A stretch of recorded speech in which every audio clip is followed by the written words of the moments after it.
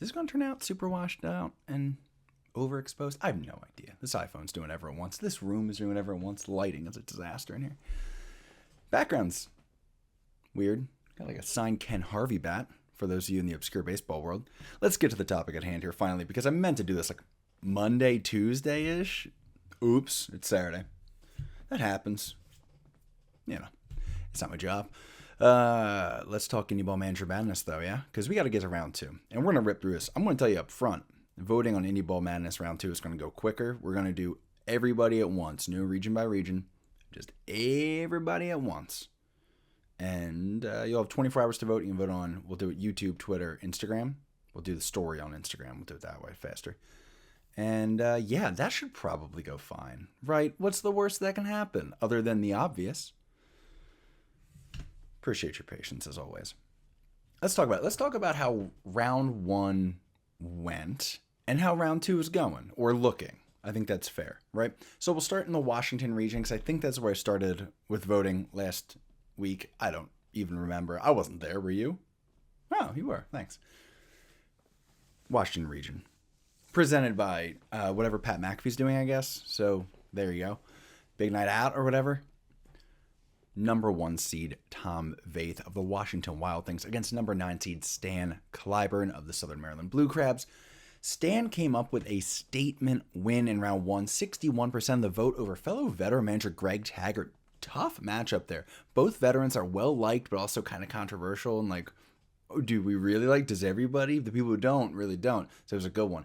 As a reminder, though, of Stan's resume before we get to our number 1 seed here. Over 2,000 wins, spread over 32 seasons. Stan, what are we doing, buddy? That's crazy. 900 wins in Indy, over 900 wins. Let's be official about this. In 16 Indy ball seasons. Southern Maryland is not always an easy organization to operate in. Stan has kept the team like consistently competitive for years. Not competitive every year, but competitive most years, and that's saying something. Let's talk Tom Vaith. He is the least experienced of all 4 number 1 seeds, but he's collected a 232 and 151 record in 4 years. Those 4 seasons have seen 3 playoff runs. He has a 606 win percentage, and he did that 606 win percentage for a team that hadn't had an above 600 season in the 13 years before he showed up to party. So he showed ability to rebuild because there was a down year in 2023. The committee loved all of these details. Tom Vaith is definitely the favorite in this, but I'm putting him on upset notice because Stan has got some loyalists. There is some Clyburn loyalists. So we'll see how this goes. Let me know. Vote. Again, Twitter, Instagram, YouTube. I'm not going to say it every time, but it's early, so I figured I would. Let's head on down to the next matchup, which is the 4 versus the 5. Number 4 seed George Samus of Kane County fame versus Mike Pinto of the Joliet Slammers. Now, George Samus handled his business in round 1. He had the number 13 seed Lamar Rogers. He dispatched of the 13 seed Lamar Rogers, put up 74% of the vote. I was a little surprised it was that close, but hey, Lamar Rogers, tough gig. He's doing his best. Taking a look at George's resume, shall we? 26 seasons in the Northern and American Association, Northern League, American Association. I'm not going to justify this. 1,339 wins to 1,131 losses and 16 playoff appearances in those 26 seasons. Got 3 straight playoff appearances. Not only that, just won his 5th title. They ran like undefeated through the playoffs there. I don't put a ton of stock in playoffs, but you can do that if you would like. I think it's a coin flip, but championships are championships. Rings never fade. They might. I don't know how jewelry works. Doesn't matter. Focusing. Just won his 5th title is the point. Only has had back-to-back seasons below 500 2 times over his 26-year career. That's filthy. A very strong number 4 seed. Going against a 5 seed that is also pretty strong. Mike Pinto, he has handled his first round matchup. He overcame the 12 seed Dimitri Young, who put up a good fight. I was a little surprised by that one as well. Pinto is going into his 2nd season in Joliet. Yes, season 1 was a rough year, but he does have a successful track record with his most recent bad year. What am I trying to say here? Successfully, he has a successful track record. We got this. Successful track record with this bad most recent year, and he's running into it, unfortunately, someone who won a championship last year. So tough matchup for him as well, say. That's what I was trying to get at. It's a tough matchup for Mike Pinto because simply last year's result was rough, and he's going against someone who won a championship last year. I landed the plane. Take that, Delta. But we'll see what the voters think. Good Lord, Ryan. Let's head to our number 3 seed, PJ Phillips of the Charleston Dirty Birds. He's taking on the number 6 seed, Frank Gonzalez of the Grand Junction Jackalopes. Some people didn't think Frank was a great 6 seed, however, won a tough matchup, 57% of the vote against fellow Pioneer League manager Troy Percival in round number 1. Checking out the resume, he is underrated, but impressed the committee. He posted an above 500 record across 2 seasons in NOCO, which is a uncontained inferno on a trash barge, that organization. He managed to still go over 500 across 2 seasons. He returns to Grand Junction, where he was actually back in his affiliated days, like back when they were Pioneer League affiliated. Excited to see what some stability does for him. People are optimistic. I think he's good. Just saw some pictures of him at the not tryout, whatever, the draft, whatever they're calling it, showcase thing that they do, and he seemed like he was vibing. Looked good in the Grand Junction Jackalopes merch, so I like that for him. Speaking, though, of managers working in unstable locations, PJ Phillips, good lord, work somewhere normal, big dog. 245 wins, 228 losses since leaving the Pacific Association during COVID. Starting in the Pacific Association, wild choice. I'm not even pulling the record for that because what are we doing? If you remove the season where Lexington was being just sold off around him, he's got 3 seasons left. And in those 3 seasons, he's got 3 playoff trips, 2 championship appearances, 1 title, and 189 and 152 record. Somehow he recruited enough people to Hinchliff Stadium that the Jackals made a playoff run when he was there. That's absurd. Looks even more absurd now. Made the Atlantic League Championship Series with Charleston last season. He's had 2, I would say, almost normal seasons, in Andy Shea organization. So is it normal? Who's to say? Both those he went to the championship. One he won. Crazy. And in the Atlantic League, no less. So I think PJ's probably the heavy favorite here. It's a tough matchup for Frank, whose main selling point is that he is successful in different situations, and he's matching up with another manager with the same thing with difficult situations, but he's been doing it for a little longer in Indy ball and in a higher up league, so that's tough for him. Another brutal matchup, but we'll see if the upset happens. Voters will speak their mind. Let's talk the number 2 seed, Joe Calfapietra of the Kansas City Monarchs versus the number 10 seed, Chad Rhodes of the Florence Yalls. Chad Rhodes with an A. Oh, I messed that up along the way at one point, but I'm back. That hurts for me. He's probably my favorite manager, and I don't personally know him. We've been over this. I'm not going to go over it again. He got a slight upset in the first round over Brett Jody. I kind of saw that coming, though, for honest. Brett Jody's been struggling just generally, and Chad Rhodes rides the vibes, dude. Got 55% of the vote in that one.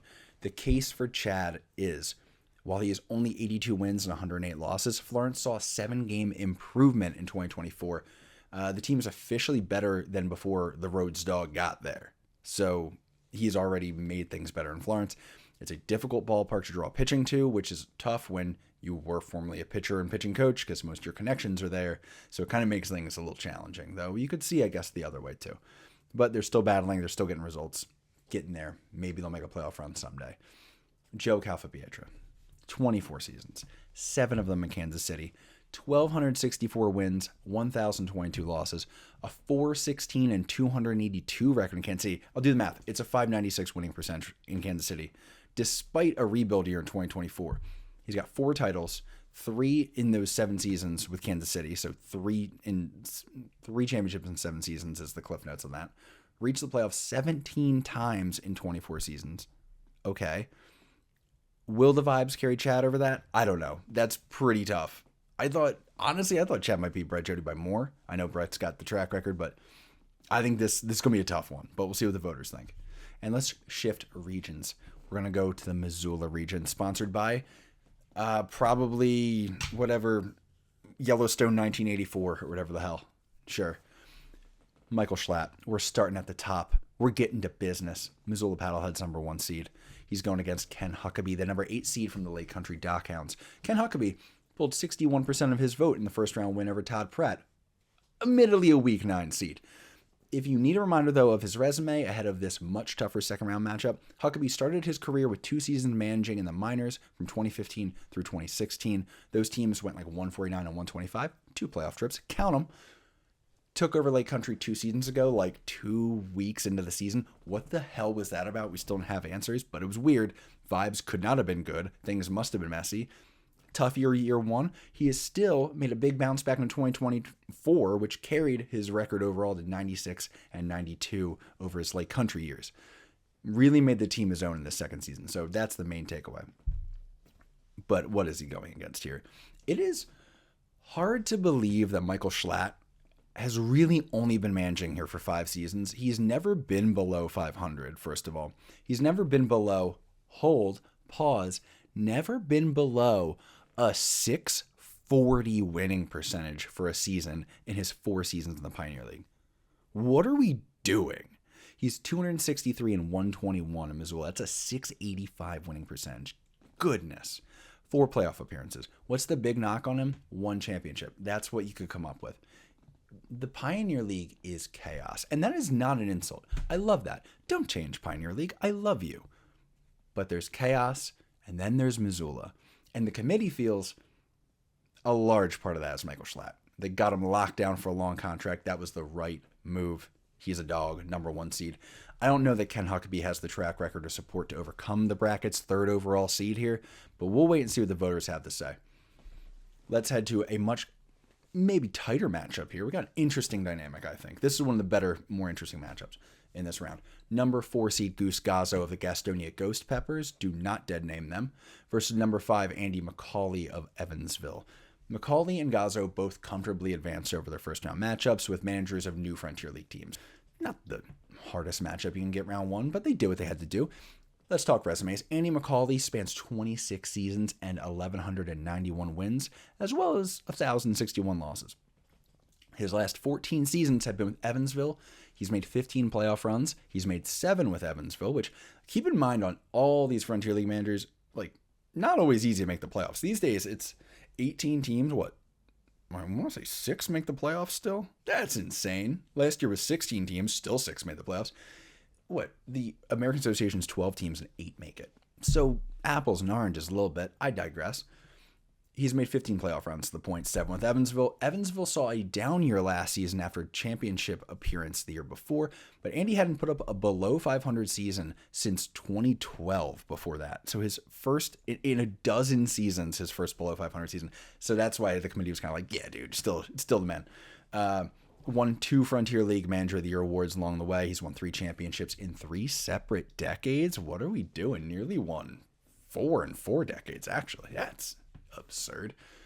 Goose Gazzo. Goose has managed 5 seasons of Indy ball. He is 376 and 268 over that time. Now, specifically in the past 3 years, he has 250 wins, 134 losses. With a playoff appearance in each of those years, he has been managing through a tough situation until recently with new ownership in Gastonia, making things a lot smoother. The whispers are always about that success didn't really show up until Brady Salisbury showed up in baseball operations. I hate to be that guy, but that is something to consider. Is it Goose? Is it not? Tough. It's still an excellent matchup. It's still a well-deserved 4 seed. Personally, I think I do give the edge to McCauley based on the sheer length of his success. However, I expect this to be really, really close. Let's talk the next matchup. Number 3 seed Steve Brook of the Gateway Grizzlies versus the number 6 seed TJ Stanton of the New York Boulders. Stanton has managed in 9 seasons, though. I wouldn't really count his first season with the Grays in 2015. They were like one of those guest appearances the Can-Am used to do. It was a whole thing that we'll do a deep dive into that. That's a deep dive video. We'll do that one. 377 wins, 348 losses since that season, not counting it. 205 wins and 174 losses in his 4 years with the Boulders. He's taken losing teams, though, and made them competitive into RVA in New York. I know the record isn't crazy, but that's the selling point, is he has had to climb with both teams, eat a couple tough seasons while building, and that's why the record doesn't always reflect just how good he is. And again, that's sort of why he gets to be a 6 seed here. 3 playoff trips, nearly 4, but they collapsed down the stretch in 2024. TJ, he got by Paul Fletcher in the first round with 56% of his vote in round 1. But this is a different challenge now in round 2 because we have to talk about Steve Brook. Brook has managed 13 seasons in the Frontier League, 3 with Gateway, 10 with River City, underrated in the committee's opinion. That's why I got a first round bye. Off the beaten path kind of in Gateway out west. River City wasn't the most attention grabbing. So 707 wins, 536 losses all time. That's a 569 win percentage. Nice, sort of. 9 trips to the playoffs, only 2 losing seasons in those 13 years, and one was his first in Gateway, which was 2023. What has he done since then? No worries. 118 wins, 73 losses. That's a 618 win percentage. This sets up to be a banger. Both managers have had a track record of taking losing teams and building success. Looking forward to seeing how this turns out. This is a really good one for a second round matchup here. Let's wrap up this region. We got the number 2 seed Pete Incaviglia of the Cleburne Rail Riders and the number 7 seed Aaron Miles of the Oakland Ballers. Aaron Miles survived a first round battle with Tat Daddy himself, Evan Parker, gathering 55% of the vote in the first round. As a reminder of the short resume that Aaron has, he relieved Micah Franklin last season, going 29-13 once he took over as manager. Got a playoff appearance, which we are going to credit him because that was through their second half finish, and he managed basically the whole second half. So count that one. Difficult circumstances, obviously, random coaching change mid-year. Oakland had a lot of iffiness and a little rocky out there getting situated on short notice, and he handled it. He's well-liked. They brought him back. Aaron Miles is a good case for a lower seed, but he has a really tough matchup here because he's got Pete Incaviglia, who is, looking at Pete Incaviglia's resume here, the best manager to score on a 4 a.m. Mitch Williams walk-off RBI. Certainly, but we're not going to really let that bias things. 812 wins, 649 losses across 15 seasons. In those 15 seasons, only 1 losing season, and that was back in 2010. 7 playoff trips and 2 championships in 2 different leagues. Took Cleburne from a 46-win team to a 60-win team in his first season with them. Pete is a very strong number 2 seed, and Aaron Miles is going to have to find a lot of votes to compete with the big dog here in the second round, considering his career is 42 games, but we'll see how it goes. Heading to the York region here, and we're starting at the top with our first Atlantic League versus Atlantic League matchup. It is Rick Forney of the York Revolution against Mark Minikazi of the Staten Island Ferry Hawks. The York region, by the way, sponsored by Cannons. Cannons, yeah, it's probably in the defense budget. Let's talk about Mark, who enjoyed the biggest win of the first round, garnering 90% of the vote against Jay Pesci. Looking at Mark's resume to see how he arrived here, 4 fresh start seasons. That is first of all, he went to the West Virginia Power turned Charleston Dirty Birds in their first Indy ball season, so I had to build a roster there. Then he went to the Wild Health Genomes, people don't forget, and he had to build a roster there. And then he went to the eventually Spire City Ghost Towns, had to build a roster there. Went to the Staten Island Ferry Hawks, and at least didn't have to fully build a roster, but basically had to fully build a roster there. So every time he started basically from scratch. Got a 229 and 270 overall record. Though last year, which was his only season where you can compare him to what happened before he got there, he did make a 6-game improvement for Staten Island, so that's good. Expecting a big year here. Committee likes him. Well-earned 8th seed. Good first round showing. Let's see if he can kick things off here with an upset in his run for a good, sort of second year in Staten Island. But he's got tough competition here. He's got the Atlantic League's defending champ, Rick Forney, entering as the number 2 seed overall in the bracket. He did tremendous work in Winnipeg for 17 seasons, 6 playoff runs, 3 titles, only 3 losing seasons, not including the weird COVID year where they had to play out of Fargo. We're not even going to count that. Rick had since turned around a struggling York team since he showed up stateside, won the 2024 championship in only his second year, 887 wins, 753 losses with Winnipeg. That's a .541 winning percentage. How can you one-up it? A 151-99 start in York. That's a .604 winning percentage. The man just wins, but can he keep winning against Mark Minikazi? We'll see how he fares in his first matchup of the tournament. The winner of that matchup will take on the winner of our number 4, number 5 matchup, and it's a good one again. You got number 4 seed Chris Coast of the Fargo Moorhead Redhawks against number 5 Bobby Brown of the Ottawa Titans. Bobby received 78% of the vote against Chris Widger in round 1. Recapping his resume, a 558 and 558 record. 3 straight years of winning since coming to Ottawa, 157 and 129 over that span. 2 playoff appearances with Ottawa, just 1 playoff berth in his first 9 seasons, so that trajectory is definitely going upward. Bobby, though, has a tough matchup here against Coast. Chris survived a first-round scare from Jonathan Albaladejo, but moved forward with 68% of the votes. It's his 5th season as manager in Pro Ball, all in Fargo, 4 straight trips to the playoffs, a championship in 2022, 257 wins, 202 losses. 2 really strong managers here Who will the voters push ahead? Is the recent run of success from Bobby enough to overcome basically the 5 years of success from Chris? We'll have to see how people feel. We're looking now number 3 versus number 6 in this bracket. We got Jamie Bennett of the Schaumburg Boomers against the number 6 seed Mike Meyer of the Sioux Falls Canaries. Mike Meyer, he took care of business against rookie manager Matt Passarelli with 79% of the vote in round 1. If you would like a reminder of Meyer's resume, he has managed 8 seasons. The major streak against him is a 330 to 427 record, big losing record. However, Sioux Falls has had a big turnaround with 107 wins to 92 losses over the past 2 seasons and making the playoffs back-to-back years. Seems to have turned a corner. Sioux Falls believes so. They signed him to a long extension at one point here. Sioux Falls is kind of a mess. Another video in the future on that one, but for now, we'll let that ride. We're still watching you, Sioux Falls. You know what it is. Looking, though, at his opposition here is Jamie Bennett, who has managed 12 seasons, all with Schaumburg. 622 wins to 529 losses, 6 trips to the playoffs, 4 championships. Hasn't seen a below 500 season since before COVID. Almost 4 for 4 on playoff trips since COVID, but Schaumburg missed the playoffs by a half game last season. Frontier League playoffs are a challenge. I said it before, I'll say it again. It's tough. But I'm excited to see what the voters think here if Mike Meyer can find the support to upset Jamie based off of these last couple years of success in Sioux Falls, which is not easy to pull off. Let's wrap up the York region now with York's rival, Ross Peoples of the Lancaster Stormers. He is taking on the number 7 seed Cash Beauchamp of the Boise Hawks. Cash made a statement in round 1 with 72% of the vote over Craig Maddox. A reminder of Cash's resume: 10 seasons, follow me here, spread over 24 years. 440 wins, 425 losses all time.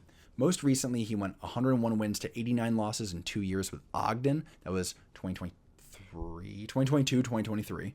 In between that, he's been hitting coach for a bunch of teams. He's done scouting. He's been around, man. 6 playoff runs, 2 of them in those 2 years in Ogden. 2 titles, 1 of those in Ogden.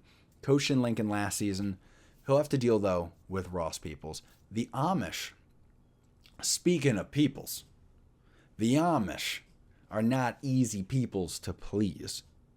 But Ross has done it. Don't even get me started on how long a horse and buggy ride it is home after a bad game. It will turn on you quickly in Lancaster. 7 seasons, though. He's made 3 playoff berths with the Stormers, Barnstormers to Stormers, whatever. It should be 4, but got screwed by the 2-half system. Different conversation. Not going to do it now. 2 championships. They were back-to-back in 2022 and 2023. Above 500 for his career, despite 2 rebuilds on either side of COVID, where it kind of was like it was a rebuild, and then you have to fully rebuild out of COVID again. Didn't have much to build on. It was a tough year in 2021. Don't start on that one. Cash has a track record, but it's sporadic. Ross has a track record, but it's short. Interested to see what the voters say here. I think Ross has the edge, but it might be closer than people expect. Finally, let's wrap this up with our final region, and it is the Quebec Region. Number 1 seed Pat Scalabrini of the Quebec Capitals against number 8 Lou Ford of Long Island Ducks. Talk about 2 Indy Ball legends here in a very interesting second-round matchup. Starting it off with Lou, 64 wins and 62 losses in his first season managing. 3-game drop-off from 2023, but that's not too bad considering Lou was filling some big shoes with Wally Backman. He's been coaching the Ducks since 2014, been a player for a bunch of that time as well. 10 players sent to affiliated ball last year. Had a good first round showing with 63% of the vote over Les Lancaster. He, though, has a whole new challenge in the second round because it's time to talk about Pat Scalabrini, our number 1 overall seed in the bracket. He was the obvious number 1 selection to many. 14 seasons with Quebec, 12 playoff appearances, 8 championships, 2 seasons below 500 compared to 8 championship seasons in 14 years. 796 wins to 558 losses. That's a 588 win percentage. It's the roster construction. It's the forward planning. It's the consistency. I recently had another Frontier League manager, and I will not name names, tell me that everyone's playing the same game. It just happens to be going better in Quebec. My friend, nah. Because some of you are playing the same game, just not as well. About half of you in the Frontier League, while Pat Scalabrini is playing chess, you're shoving checkers up your ass. You see, there's a difference. If Quebec and their success with the American pastime is a threat to America, then Pat is Osama bin Laden. It is insane what he's doing up there. Let's see if he can get this run off to a good start. He's the favorite to win the championship here. It's going to be tough to upset him. Honestly, Lou probably can garner some votes. We will see how this goes. But we'll see if Pat can get another title here. Perhaps his finest. People are talking. Might be. Number 5 seed Logan Watkins of the Winnipeg Goldeyes is taking on a surprise number 13 seed Bert Gonzalez of the New Jersey Jackals. And we have things to talk about here. We'll talk Logan first, and then we'll get there. Logan took 68% of the vote in round 1, handling business against interim manager Toby Hall. 187 wins to 174 losses in 4 years. He spent 3 seasons in Cleburne, 3 playoff trips out of that time. But the record got worse each season. But then he had a big bounce-back season in 2024. 56 wins, 43 losses, playoffs again, making it a 4-for-4 start to his career.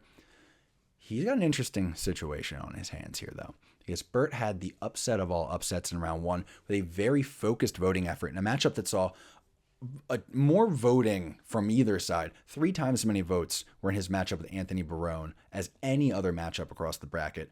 Narrowly hangs on to beat Anthony with 52% of the vote. Let's check the resume. 35-59 in his first season managing. He was an assistant with the Rockers and Boulders going back to 2017. Managing in the New Jersey Garbage Fire that is Hinchliffe Stadium. That Garbage Fire, by the way, sponsored by Outdoor So. He does Bert's Cinderella run continue? I mean, he's got a good voter base. He could threaten, so this could be a mess. But we'll see. He's going up against a man who's made the playoffs in both the country of Canada and the Republic of Texas. So who knows what's going on here, but it should be a good one. 2 matchups left. Number 3 seed Billy Horton of the Yuba Sutter High Wheelers against the number 11 Sean Repay of the Great Falls Voyagers. They know each other. Should be interesting. Sean Repay gathered up 52% of the vote to pull off the first round upset over Jared Lemieux. That's a big win. Taking a look at Sean's resume, he had a tough first year in Great Falls, 36 wins, 56 losses. Actually was a 3-game improvement, though, over the prior season, so give him credit there. The Voyagers were actually 6 games better in the second half than the first game, so we have an upward trajectory confirmed. Though, he's got a tough matchup here, because it's another short-tenured manager, and the resume on Billy Horton's wild. Overlooked by many, but let's talk about it. Hopped into Indy ball in 2023. Only done 2 seasons, but he was a late hire both times. Both times made the playoffs. Both times won Manager of the Year in the Pioneer League. Navigated the chaos in YOLO last season and led the High Wheelers to a championship win. He writes books. That would indicate he reads books. The streets are talking about Billy Horton. That might be all Sean Repay can handle in this first round, but credit to him. We'll see what the voters have to think. And we're at our final matchup. We've made it. We have our number 2 seed, Jamie Keefe of the High Point Rockers, versus our number 10 seed, Mark Mason of the Hagerstown Flying Boxcars. Mark Mason really had to earn his spot in the second round, winning another close one with 52% of the vote over Steve Montgomery. Big win over Mongo. Let's check Mark's resume here. Managed for 15 seasons. 835 wins to 985 losses. That's tough, but that record improves to 780 wins and only 819 losses without his year in Empire State and the particularly rough season last year in Hagerstown where the folks was very off-the-field success-oriented and him just getting the team situated. He's got 3 playoff trips and a championship. He also took Empire State, speaking of, from 6 wins to 18 wins. So, count it. But he's going against Jamie Keefe. Jamie Keefe has managed 21 seasons with 6 organizations. He has 10 straight winning seasons, and in the middle of it, 5 seasons ago, hopped in with a first-year Atlantic League team in 2019 and has had a 361 and 280 record with them with 3 playoff trips. He does the indie ball jobs thing. He's got a coaching tree going on. Jamie Keefe is the real deal. Only knock, I guess, would be not having a championship, but again, what? All right. Really? Yeah, dude, Jamie Keefe is a dog, right? So we'll see. We'll see how the first round matchup fares. As I said, voting is going to be done on, we'll call it the Instagram story. We'll do it on Twitter, and we'll do it on YouTube. We'll vote on all. Let me think. What else do you need to know? Follow, like, subscribe. Do that. And whether you're watching this, whether you're listening to this, thank you. Appreciate it. It's Saturday. Sunday morning, the voting will begin, and we'll go into Monday morning, 24 hours. Get after it.